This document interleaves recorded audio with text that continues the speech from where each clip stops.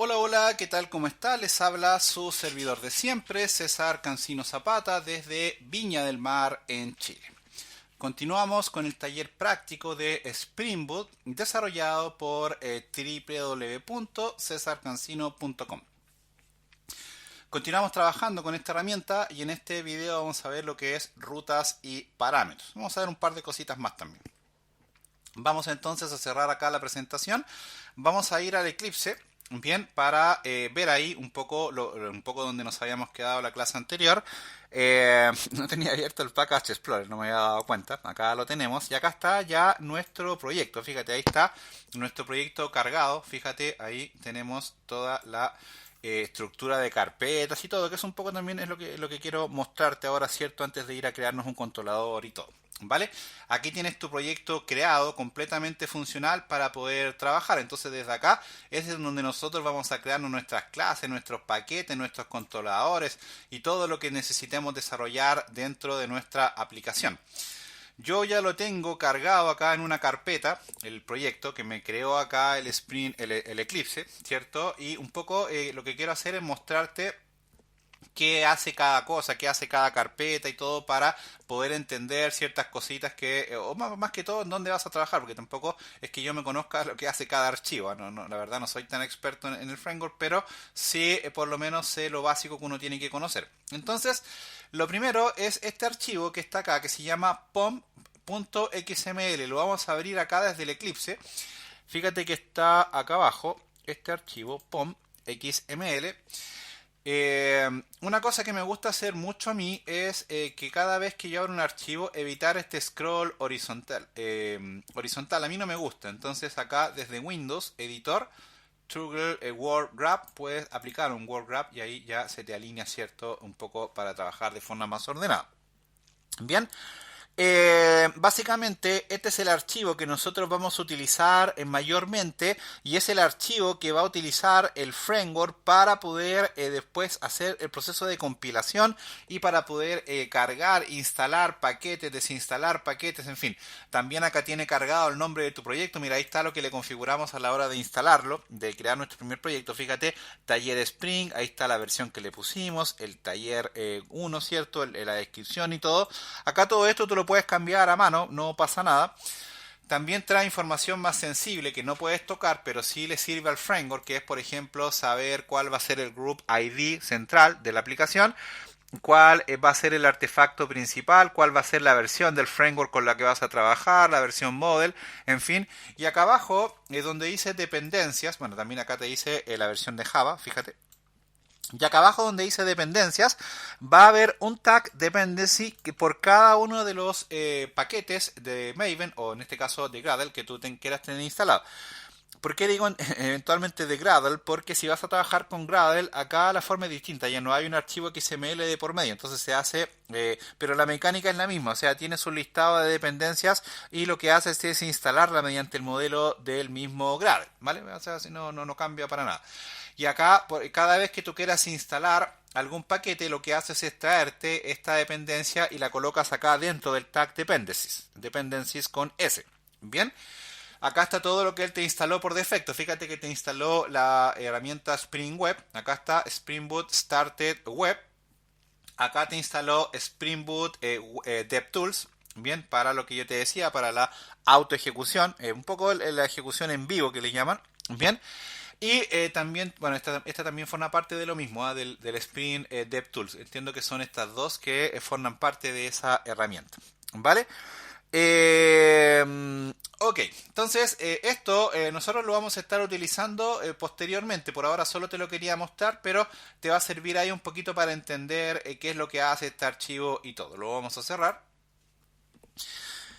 Acá hay varias carpetas, de hecho si nos vamos al árbol de directorios, acá hay varias carpetas, pero en general tú vas a trabajar en la carpeta que se llama src. Bien, en esta. Acá el Package Explorer de Eclipse te lo muestra separado el source en tres cosas. Y es porque acá dentro de source hay tres carpetas. El main, test. Y bueno, acá te dice que tienes tres, pero en realidad tienes dos. Pero es porque fíjate acá en las dos primeras él apunta a la misma carpeta main. Y ahí dentro de la carpeta main tiene la separación de lo que es Java y de lo que es resource. Bien, y muy bien que lo haga porque acá hay una separación muy importante. Mira, acá en Resource, hoy no vamos a trabajar en esto, pero después lo vamos a hacer. Pero es bueno que sepas para qué sirve. En esta carpeta Resource, acá vas a ir creando tus templates, tus archivos .html para poder implementar tus plantillas TimeLeaf. ¿Vale? Acá vas a construir tus vistas, por decirlo de alguna otra manera. Acá en la carpeta static vas a guardar todo lo que es archivos de implementación del Document Object Model. Por ejemplo, archivos JavaScript, archivos CSS, imágenes y cualquier otra cosa que tú quieras utilizar para darle diseño a tu aplicación. ¿Vale? Lo tienes que guardar acá dentro de tu carpeta static. César, yo le quiero cambiar el nombre a esta carpeta. No, no lo puedes hacer. Mira, en realidad sí puedes, pero ¿para qué? No, no vale la pena. ¿Vale? Te digo que si puedes porque al hacerlo tendrías que ir a configurar varias cosas dentro del framework, pero ¿para qué si el framework ya te lo propone así? ¿Vale? Acá dentro de Static tú puedes tener la arquitectura de carpetas que tú quieras, no pasa nada, ¿vale? Igualmente dentro de Template, también acá en Resource tú puedes tener la estructura de carpetas que tú quieras. De hecho nosotros después nos vamos a crear una pequeña estructura de carpetas ahí. Fíjate que eso también lo puedo desplegar desde acá, desde el Eclipse. Fíjate, ahí está Static, ahí está Template. Fíjate que también está este archivo que se llama Application Properties. Bien, este Application Properties lo que hace es permitirte hacer las configuraciones para que el framework se pueda entender qué tipo de implementaciones vas a hacer. Por ejemplo, acá le puedes configurar el puerto, puedes configurar, y de hecho no puedes, tienes que configurar acá la conexión a la base de datos, el usuario, la contraseña. Puedes configurar, por ejemplo, algunas cosas que tienen que ver con subida de archivos, con temas de seguridad, con manejo de errores, en fin. También aquí tú puedes crearte tus propios mensajes personalizados y llamarlos desde las vistas. Vamos a ver después eso a través de la anotación value. Bien. También te puedes crear tus propios archivos de properties para poder llamarlos dentro de tus controladores. También puedes hacerlo sin ningún tipo de problema. Bien. Un dato importante, hay desarrolladores que también les gusta cambiarle la extensión a este archivo y lo puedes trabajar con otras extensiones. Yo he visto por ahí desarrolladores que le cambian la extensión a .yml. También lo puedes hacer. O sea, también ahí nosotros vamos a trabajar acá. A mí me gusta trabajar con .properties, pero por ahí si lo ves en algún proyecto con .yml, ya sabes. César me dijo que también se podía trabajar con eso. Por ejemplo, aquí ¿qué podríamos hacer? Podríamos decir acá, por poner una anotación, podríamos poner server.port. Fíjate que ya automáticamente acá Eclipse me lo sugiere. Bien, y yo le podría decir que en lugar del puerto 80 yo quiero que se ejecute en el puerto 8181. Voy a guardar y fíjate que automáticamente acá ya abajo se vuelve a compilar la aplicación. Y ahora aquí me dice que el Tomcat se inicializó en el puerto 8081. Entonces si yo voy al navegador acá, actualizo, ahora no carga el 8080. Yo tendría que ir a buscarlo al 8181, que es el que le acabo de poner. ¿Te fijas? Entonces ahí ya se vuelve un poquito interesante, ¿cierto? Ya empezamos a meter las manos en el código, ya empezamos a emocionarnos. Si no le pones nada, como te puedes haber dado cuenta, él automáticamente va a trabajar con el puerto 8080. Bien. Oye César, ¿y si yo le coloco el puerto 8080 acá? Más de alguien se lo debe preguntar. Perfecto, no pasa nada, funciona igual. Lo único que vas a tener que usar es ese puerto en la URL. Al yo tener instalado el DevTools, automáticamente se hace la compilación. Si yo no tuviera instalado el DevTools, tendría que ir a reiniciar la aplicación por cada cambio en el código que haga. Entonces por ahí yo creo que te queda más claro para qué te sirve ese DevTools, ¿cierto? Para que no tengas que estar haciendo eso. Bueno, ahora como le cambié el puerto a esto, va a fallar. Tengo que volver acá al 8080 para que pueda trabajar. Perfecto. Bien. Entonces ahí un poquito para trabajar. Y acá dentro de srcmain.java, aquí es donde tú vas a trabajar tu proyecto. De hecho, si vamos acá a la carpeta java.com, César Cancino clase 1, y aquí está nuestro paquete principal y aquí está nuestra aplicación. Aquí es donde nosotros vamos a trabajar. ¿Vale? Déjame tomar un poco de agua. ¿Qué cosas podemos hacer acá? Crear paquetes, crear controladores, crear clases, entidades, conectarnos a la base de datos, en fin. Pero siempre hay que partir por lo más básico y esencial. Vamos a ver cómo poder crearnos un controlador, vamos a ver cómo podemos crearnos una ruta y ver un tema que es muy importante, que son los parámetros, que tiene que ver con los parámetros. Entonces, primera cosa, acá tú te puedes crear el esquema de paquetes que tú quieras, pero hay ciertas recomendaciones que yo te voy a hacer. Por ejemplo, aquí en tu paquete principal, que es este, aquí es donde tú te vas a crear los paquetes y no afuera. Yo te recomiendo que los crees acá adentro. ¿Por qué acá adentro? Porque aquí él tiene configurada la clase principal con la que vas a trabajar. Siempre el framework te va a crear una clase principal que la va a llamar como el nombre de tu proyecto y con el sufijo application. Bien, fíjate que la va a anotar, voy a bajar un poco esto, la va a anotar automáticamente con esto. Y aquí también un poco ya tienes una primera aproximación a lo que son las anotaciones. Las anotaciones se colocan con una arroba adelante, fíjate, se coloca la arroba y luego el nombre de la anotación. Ahora vamos a ir a crear una anotación nosotros y vamos a ver cómo se hace, pero ahí ya para que tengas una pequeña pincelada. Esta clase es la clase principal que hace toda la ejecución de la aplicación, ¿vale? En general esta clase no se debiera tocar, pero también te da herramientas para que tú la puedas tocar. Por ejemplo, tiene hay una clase, una herramienta de Java que te permite poder ejecutar tareas acá a nivel de consola, ¿vale?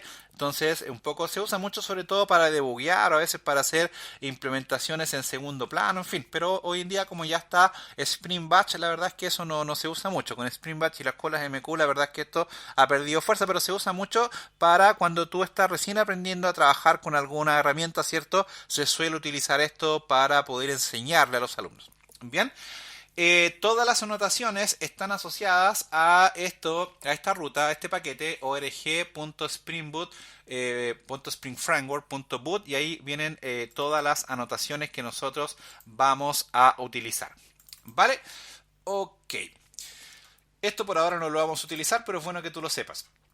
Aquí nosotros nos vamos a ir creando diferentes paquetes. Por ahora nos vamos a crear uno. Para eso vamos a dar clic derecho acá. Fíjate, clic derecho. Vamos a ir a New. Package y nos vamos a crear un paquete. Ojo, los que vienen o las que vienen de otros editores, acá Java o el Eclipse no te coloca el punto, ¿eh? Tú tienes que colocarlo automáticamente. No te vayas a equivocar en eso. A mí ya me equivoqué la primera vez con esto, entonces como vengo de otros editores, por ahí yo asumí que él te colocaba el punto, pues no lo hace.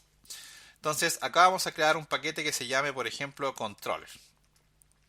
Los nombres de los paquetes que tú crees da lo mismo, ¿eh? No pasa nada. Se pueden llamar manzana, no, nadie se muere si se llama manzana. Y acá adentro vamos a crearnos una clase. Bueno, claramente, además está decir que tú te puedes crear todos los paquetes que tú quieras acá. Yo voy a crear este por ahora para poder enfocarnos en la clase que estamos viendo ahora, pero en la medida de que vamos avanzando vamos a ir creando más paquetes para esto. Vamos a dar clic derecho ahora dentro del paquete y vamos a crearnos una clase. ¿Vale? La idea acá es que nosotros nos vamos a crear una clase para generar un controlador. Bien, para un poco utilizar el esquema MVC dentro del modelo de Spring Boot. ¿Vale? Para crear un controlador tenemos que crear una clase necesariamente. La clase se puede llamar manzana, se puede llamar mamá, perro, gato, no pasa nada, pero por lo menos yo siempre la llamo más o menos con una estructura. Sí sabemos de Java que tiene que comenzar con mayúsculas, ¿cierto? Por buenas prácticas y todo. Yo la podría llamar home, pero yo un poco para no enredarme, yo siempre le coloco el sufijo de lo que es. Si voy a crear un modelo, yo le coloco el sufijo model. Si es un controlador, yo le coloco el sufijo controller y así, un poco para no enredarme después. ¿Vale? Vamos a ver que después vamos a hacer lo mismo con los repositorios, con los servicios, en fin, para un poco tener un cierto orden. Entonces, la clase que vamos a crear acá va a ser llamada Home Controller, ¿vale? Para este ejemplo. Va a estar dentro del paquete de controller, ¿vale? Y va a ser público. Bien, vamos a guardar aquí. Perfecto. Bien. Y ahora, ¿qué es lo que vamos a hacer en esta clase? Nosotros vamos a crear un controlador, porque si pensaste que con el solo hecho de llamarla controller ya es un controlador, te equivocaste. ¿Qué tenemos que hacer acá para que Spring Boot entienda que esta clase va a ser utilizada como un controlador? Vamos a colocar nuestra primera anotación, así que prepárate. ¿Nervioso? ¿Nerviosa? Tranqui. Vamos a colocar una arroba y vamos a llamar a la anotación llamada controller. Bien. Automáticamente acá Java o el Eclipse me va a reclamar, pero es un reclamo controlado porque me dice que, ok, está bonito, pero si vas a usar esa anotación tienes que importarlo. Entonces tú te paras aquí y ahí él te va a sugerir el import que tú quieras usar. En este caso ahí está. Esta anotación viene de org.springframework.stereotype.controller. Ahí está tu anotación. A los controladores, siempre cuando tú te creas un controlador hay que darle una ruta, porque la idea de los controladores es que los vamos a utilizar para eso, para crear rutas. Bien, entonces hay varias maneras. Yo te voy a enseñar una que es bastante sencilla, que es mediante otra anotación que tú le vas a colocar acá directamente a la clase, ¿vale? Con arroba, y esta anotación se llama request mapping. Bien, voy a presionar control espacio ahora para que veamos otra manera de cargar ahí las importaciones. Control espacio y ahí fíjate que me cargó la anotación request mapping. Y esta anotación te va a permitir con un paréntesis acá y con comillas decirle cuál va a ser la ruta en donde tú quieres que se ejecute este controlador. Entonces en este caso yo le voy a decir cuando se abra la página principal, es decir, con un slash. O sea, cuando estén parados acá, la idea es que yo quiero que se ejecute eso. Por ahora me sigue dando error, pero es porque al controlador yo no le he configurado nada. Pero ya por lo menos él entiende que ahora cuando el usuario no escriba nada acá hacia la derecha, ya tiene que ir a buscar ese controlador. Para que se pueda quitar este error yo tengo que crear un método con una ruta específica. Entonces vamos a hacer eso. Los métodos, en su mayoría, vamos a trabajarlos de dos maneras. Los vamos a trabajar primero retornando un string de texto, un string normal, bien, que con ese string lo que vamos a hacer es ir a retornar en sí la ruta de la plantilla TimeLeaf con la que vamos a renderizar el resultado de lo que nosotros queremos mostrar en el navegador. O también la vamos a poder trabajar con Response Entity, que es una de las herramientas que más se usa para la implementación de APIs REST. Ahí vamos a ir viendo en el camino cómo se trabaja eso. Pero por ahora vamos a crear un método de tipo público que retorne un string. El método se puede llamar manzana, pero yo lo voy a llamar home, por ejemplo. Voy a abrir y cerrar paréntesis y abrir y cerrar llaves. ¿Vale? Voy a retornar acá por ahora un texto y le voy a decir hola mundo desde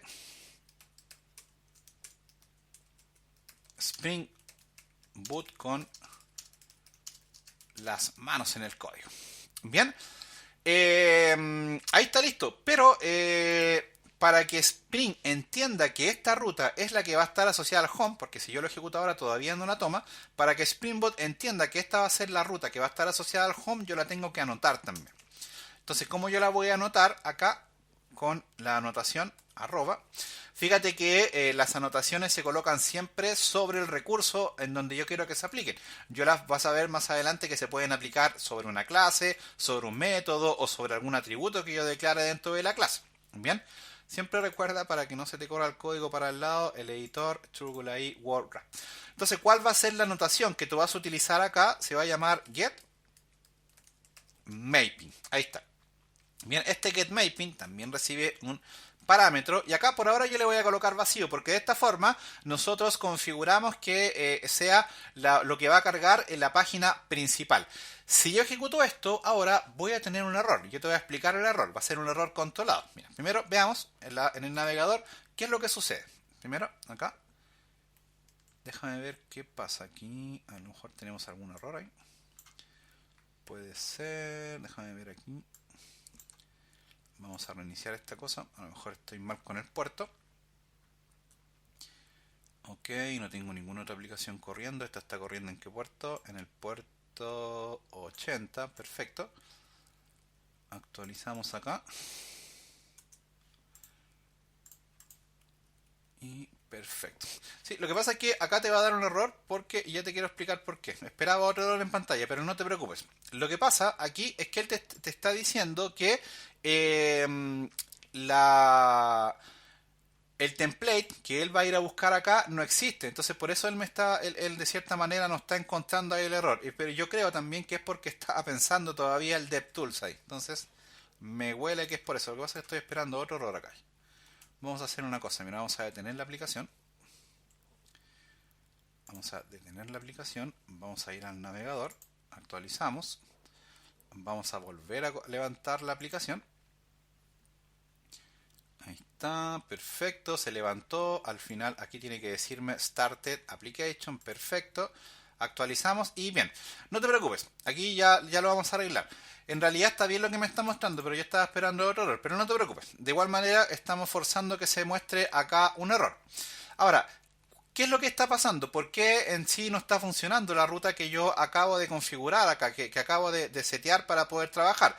Aquí básicamente él me está diciendo error porque esta ruta que yo estoy cargando aquí no está, no existe acá esto como un template, es decir, como un template cargado acá en resource template. Entonces yo debiera tener creado un template acá con este nombre, claramente no lo voy a tener. Entonces por ahora y solo por ahora voy a colocar otra anotación acá que se llama response body, por ejemplo.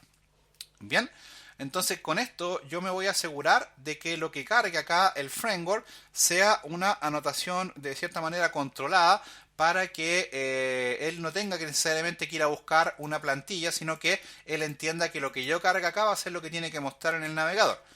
Vamos a ver acá, actualizamos y ahí sí, fíjate, ahí me muestra hola mundo desde Spring Boot con las manos en el código. ¿Te fijas? Entonces, primero, el error que me estaba dando es porque, y está bien que me diera el error, lo que pasa es que yo lo estaba esperando de otra forma. ¿Sabes el error que estaba esperando? Que él me dijera, en todo caso después lo vamos a forzar, pero estaba esperando que él me dijera que, oye, está todo bonito, pero yo necesito que esto sea un archivo que tú tengas creado aquí en Resource Template. Entonces, ahí me debiera haber aparecido un error más grande.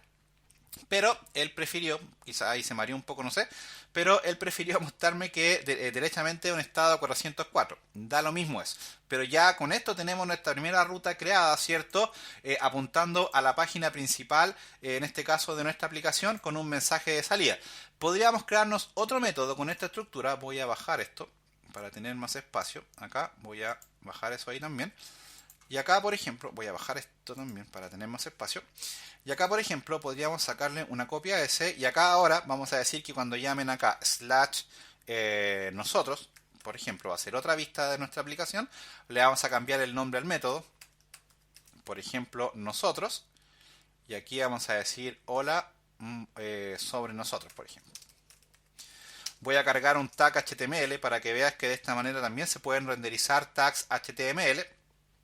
Bien, entonces la idea es que ahora cuando el usuario llegue a la página principal y escriba slash nosotros, ahora se le va a visualizar esto que está acá. Veamos, actualizamos ahí la página principal y está perfecto. Colocamos slash nosotros y ahí está, fíjate, sobre nosotros, ¿cierto? Y ahí está el HR que yo le coloqué. Si miramos el código fuente está completamente limpio, sin ningún tipo de problema. Claramente nos falta el doctype, el tag HTML, body, todo eso. Tranqui, ya vamos a llegar a esa parte. Eso lo vamos a hacer con TimeLeaf. Solo quiero mostrarte un poco por ahora cómo es el manejo de lo que son las rutas, para que se entienda un poquito cómo trabaja eso.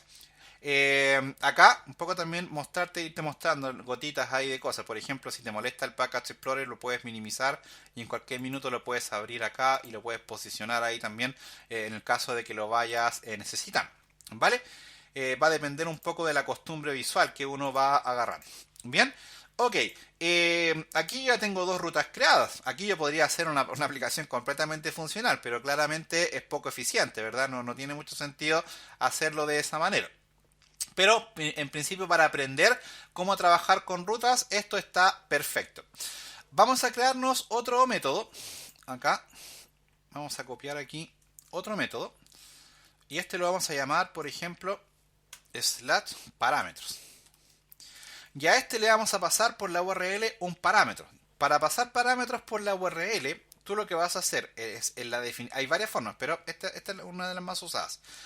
En la ruta vas a colocar slash y aquí separados por slash y con llaves vas a ir colocando el nombre de tu parámetro. Por ejemplo, ahora vamos a pasar un parámetro que se llame ID. Si tú quisieras pasar más parámetros, simplemente colocas slash, llave y ahí colocas otro parámetro y así sucesivamente hacia adelante. Bien, por ahora vamos a colocar un solo parámetro. Vamos a cambiarle el nombre al método. Vamos a llamarlo parámetros, bien, para no tener problemas. Y ahora, si yo ejecuto esto, fíjate, si yo ejecuto esto, voy a colocar aquí para que se vea el cambio. Parámetros, dos puntos. Para que se vea el cambio acá, voy a ir al navegador ahí está, sobre nosotros. Voy a escribir ahora parámetros. Y fíjate que si no le paso el parámetro, ahí él me muestra un error 404. Entonces ahora él está esperando que yo haga esto, que le pase algún valor acá para que él se pueda ejecutar. ¿Te fijas? Entonces ahí también tienes la forma con la cual tú le puedes pasar parámetros a la URL. Bien, entonces, primera etapa de negociación, lo tienes que definir acá en el get mapping. Vamos a ir aprendiendo en el camino, este es el taller práctico, que el mapping tiene distintas variantes de acuerdo al método HTTP con el cual tú quieras trabajar. Está el post mapping, el put mapping, el delete mapping, ahí lo vamos a ir revisando. Vamos a ver también que después vamos a dejar de utilizar el response body, ya no lo vamos a usar más, solamente lo quería mostrar por un tema práctico, ¿cierto? Para que te quede ahí, pero no, tampoco es que nos casemos con eso. Ahora, ¿cómo yo puedo? Seguramente te estarás preguntando, oh César, genial, pero ¿y cómo recupero el parámetro para usarlo acá dentro del método, que es lo que más me interesa? Bueno, hay varias maneras, pero la oficial, podríamos decir oficial, es que con una anotación, y yo también puedo colocar anotaciones acá adentro como parámetros del método, como una anotación voy a llamar a una anotación que se llama path variable. Esta anotación me permite recibir los parámetros que vienen embebidos en la URL. Entonces, esto le voy a colocar un paréntesis, voy a colocar el nombre del parámetro y ahora le voy a dar su tipo y su nombre de variable en Java. Por ejemplo, le voy a decir que sea un long llamado ID, por ejemplo. Entonces, con esto, yo ya este ID, yo lo puedo utilizar acá dentro del método. Entonces, yo podría decir acá, por ejemplo, más ID para que ahí muestre el valor que viene por la URL. Entonces, si yo voy al navegador acá, actualizo y ahí dice 85. Si yo le cambio el valor a esto, coloco cualquier cosa ahí, fíjate que me lo muestra.